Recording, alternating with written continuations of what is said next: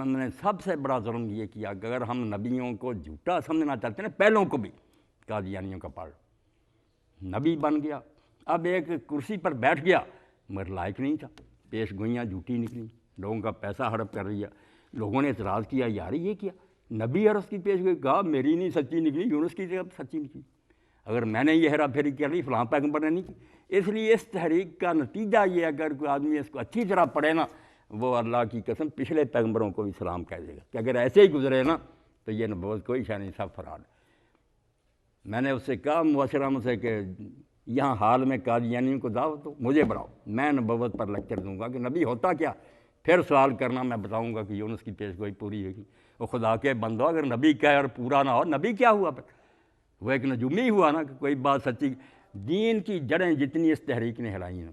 عام لوگ تو سمجھتے ہیں صرف عیسیٰ علیہ السلام مر گیا اور یہ مجدد آ گیا، مجدد کوئی نہیں، دین کا ڈاکو، بالکل لوگوں کو غلام بنانے کا درس۔ اقبال نے اسی لیے صدیقی صاحب کہہ دیا کہ کیا ہے غلام احمد کی زندگی، رقصہ گرد کلیسا کرد عمر، ساری عمر گرجوں کا طواف کیا انگریزوں کا، دولت اغیار رحمت سے، اور کافروں کی حکومت کو اللہ کی رحمت کہتا، علم سے اتنا کورا کافر حکومت اور اس کو اللہ کی رحمت کہتا۔ ہم تو مسلمان حکومت کو اللہ کی رحمت نہیں کہتے اگر وہاں شرعی نظام نہیں، یہ غیر مسلموں کی حکومت کو۔ علامہ اقبال رحمۃ اللہ علیہ کی خدمت میں آتا تھا ایک قادیانی لاہوری، بیٹھتا تھا، قادیانیوں کی بات، ایک دن اس نے کہا کہ علامہ صاحب آپ کوئی بنیادی بات بتایا نا کہ غلام احمد کے بارے میں کیا کہتے ہیں۔ علامہ نے جواب نہیں دیا، انہوں نے صرف اپنی الماری سے کہا ملازم کو کہ الجہاد فی الاسلام نکالو،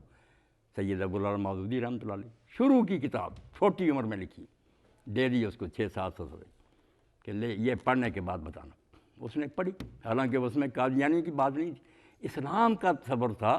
کہ اسلام کیوں اس تلوار ہاتھ میں پکڑتا۔ یہ دفاعی جنگیں جو سر سید اور شبلی نے ہمیں بتائی نا کہ مسلمانوں کو مارتے تھے، جان چھڑاتے تھے، بالکل جھوٹ ہے، یہ تو معذرت خانہ انداز ہے۔ مسلمان امریکہ کی طرح تھے، وہ ظالم باطل کی، یہ ایسی تھی فورت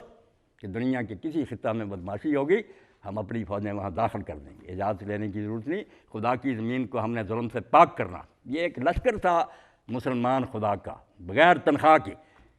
اصلاحی جہاد، کہ خرابی نہیں ہونے دینی، کافر رہنا تو رہو، کلمہ نہیں ہم نے پڑھانا، جنت نہیں جانا چاہتے، مگر زمین میں بدماشیاں ہوتی رہیں، سود چلتا رہے، زنا ہوتے رہیں، یہ نہیں ہونے دینا۔ اس نے جب کتاب پڑھی کہ اسلام تو آتا ہے انقلاب کے لیے، ظالم